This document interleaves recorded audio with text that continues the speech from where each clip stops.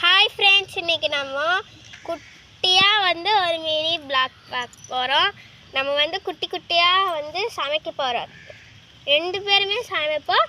First தம்பி சமைக்கிறான். உருளைக்கிழங்கு மங்களகரமாக ஊதுபத்தி இந்த சூடத்தை வச்சு பற்றியாச்சு. இப்போ விறக வச்சு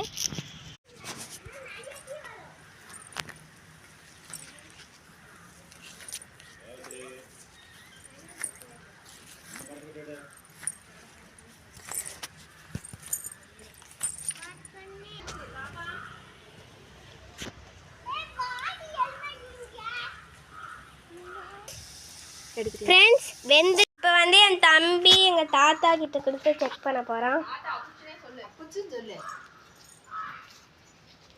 என்ன பண்ணி வச்சிருக்கீங்க? என்ன சமையல்? உருளைக்கிழங்கு ஃப்ரை. சாப்பிட்றாரு.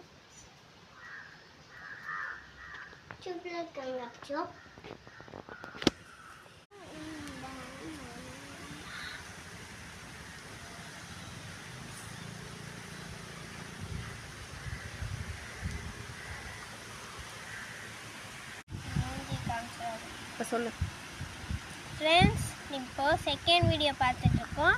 இது இப்போது கத்திரிக்காய் ஃப்ரைக்கு ரெடி பண்ணலாம் வாங்க. மஞ்சத்தூள், உப்பு, மிளகாத்தூள், எண்ணெயை போட்டு நல்லா பிரட்டிக்கலாம். பாருங்கள் ஃப்ரெண்ட்ஸ், நம்ம எல்லா கத்திரிக்காயும் நல்லா பிரட்டி வச்சாச்சு. இப்போ அடுத்தது எண்ணெய் சூடாகட்டும் ஃப்ரெண்ட்ஸ். ஆமாம் ஃப்ரெண்ட்ஸ், எண்ணெய் காஞ்சிச்சு போடலாம். அவசியமே இல்லை.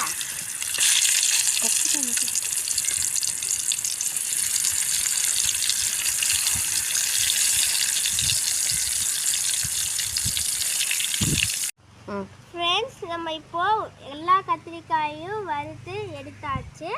நெக்ஸ்ட்டு சமையல் போகலாம் வாங்க. நம்ம இப்போ சமைச்சிட்டு இருக்க கேப்பில் என் தம்பிக்காரன் இதில் இருக்கிற எல்லாம் திங்கலான்னு சொல்லி ஒவ்வொன்றா எடுத்து தின்னுருக்கான்.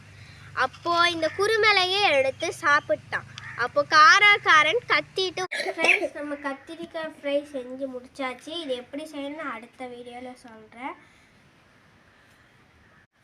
ஃப்ரெண்ட்ஸ், நம்ம 3 டிஷ்ஷஸும் செஞ்சு முடிச்சாச்சு. கத்திரிக்காய் பொரியல், கத்திரிக்காய் ஃப்ரை, உருளைக்கிழங்கு வறுவல் எல்லாத்தையும் செஞ்சு முடிச்சாச்சு.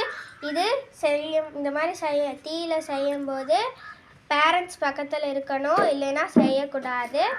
பாய்.